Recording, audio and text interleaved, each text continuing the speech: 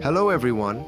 Today we'll show you how to use cones when aligning the boring bar before line boring. If the bore is not heavily worn, up to about 2 millimeters, or as in our case, only slightly worn, you can use alignment cones to position the boring bar on the axis before repair.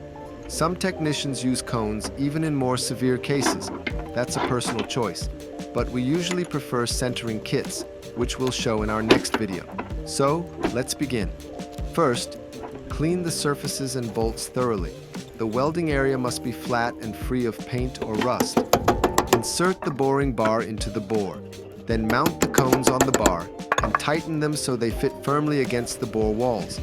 Next, measure the distance from the edge of the bar to the nearest axis or reference point on the component on both sides of the bar.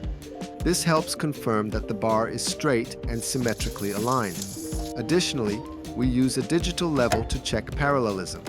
The component and the boring bar must be parallel to each other. Once you've confirmed that everything is aligned, prepare the supports.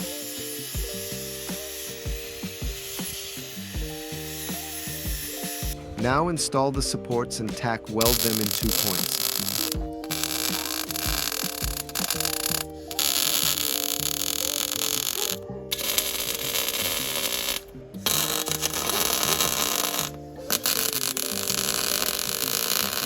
After that, tighten the bolts on the supports and weld them around approximately 25 to 30% of their radius. Important, weld from the side where it will be easier to cut the bolts off later after the repair is complete.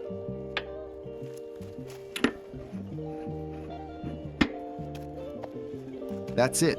A simple, fast, and reliable method for setting up the boring bar using cones. If the bore is more worn or deformed, use a centering kit. We'll show how to do that in the next video.